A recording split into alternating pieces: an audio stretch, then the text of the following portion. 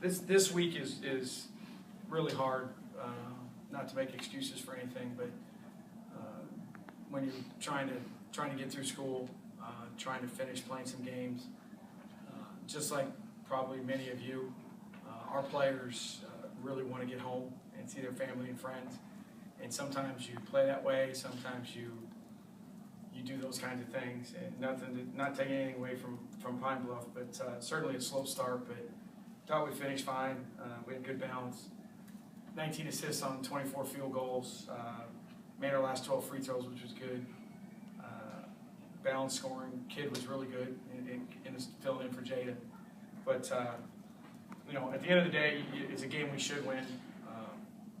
And after I think the first 10 minutes, we played the way we needed to play. And glad to get it over with. Now it's on to finals, and hopefully we can bow up one more time next Sunday. Bill, those first 8 minutes or so, what were you seeing specifically offensively, and how big was the kid? I think the first 8 minutes it was a combination of our movement wasn't very good, obviously, but I don't care what. When it comes to basketball, if the ball's not going in the basket, you're going to struggle. And when you're 1 for 12,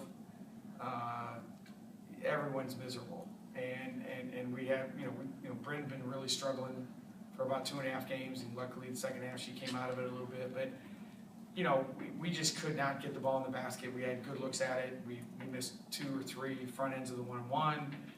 I mean, it was just a really, really slow, painful start to the game.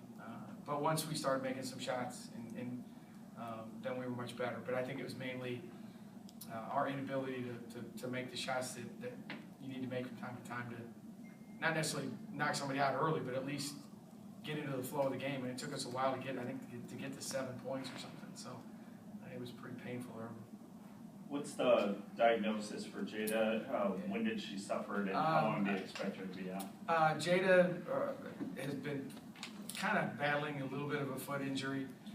We found out Friday afternoon that it's not, I'm not a doctor, didn't stay at a Holiday Inn last night, but they found it early. It's not a stress fracture, it's something that we had to fix.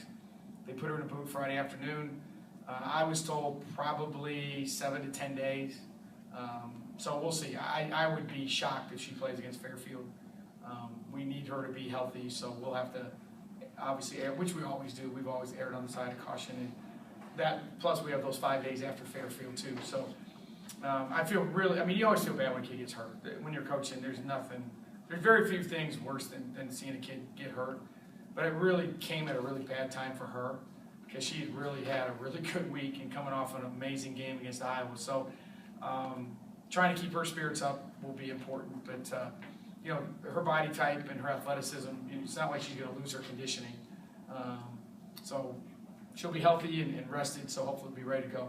I know kids had big games before, but I guess what were you expecting out of her today, and how much did she help though that level? No, I think when what you expect out of a kid is she's always energized. She's one of the few players on our team that talks a lot and it shows her emotion and plays the game. I think like it should be played. And when she gets her stroke going, she can make open shots. Her defense has gotten better, but to her credit, and I thought her and Nakia both were good. Every game's a little bit different, but if you just look at our last game, Jada Buckley played 36 minutes. Well, someone's got to fill those minutes. And so I thought today, we went with Kid to start the game because of the rotation was this more similar than if we would have gone with someone else. And then, obviously Jada plays a backup point guard, so that means Nakia's got to play a little bit more. And we tried to play her with Nikki and in place of Nikki. So I thought our backup guard play was really solid. With Jada, was that something you had mentioned that she had a sore foot? Were you kind of monitoring it since then, or was she kind of avoiding that? This is kind of new. I mean, we'd been monitoring it, but this was something that I think came up a little bit out of surprise. She complained about it a little bit, I guess, to Denise, our trainer, after the Iowa game. And they were like, well, we'll see. And Jada's pain threshold is very high, and she doesn't like to say anything because she doesn't want to miss practice or games. So she's a very, very tough kid. So when she does complain at all, then you better listen. And they did, and they found something, and they feel like they got it at a good time, and hopefully these 10, 12, 14 days of rest, she'll be ready to go, and we can get her back for the tournament after Christmas, and maybe earlier, I don't know, but our plan is to not have her available till after Christmas. When did you tell Kid she was going to be starting, and what was her reaction? We told her yesterday, and she had a pretty big smile on her face.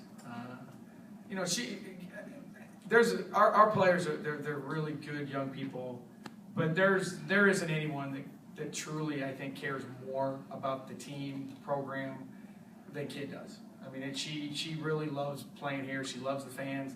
She loves being on this team, and I think she's always, I get more texts from her than anyone that say, "Coach, just tell me what to do. I'll do anything you want me to do. I want to help the team," and she means it. I mean, we all get texts or calls from people that they say what they think you want to hear, and they don't really mean it.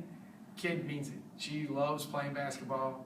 She loves playing basketball at Iowa State, and it was neat to see her have her moment and play so well. Any more questions? Thank you, everyone. Appreciate your time.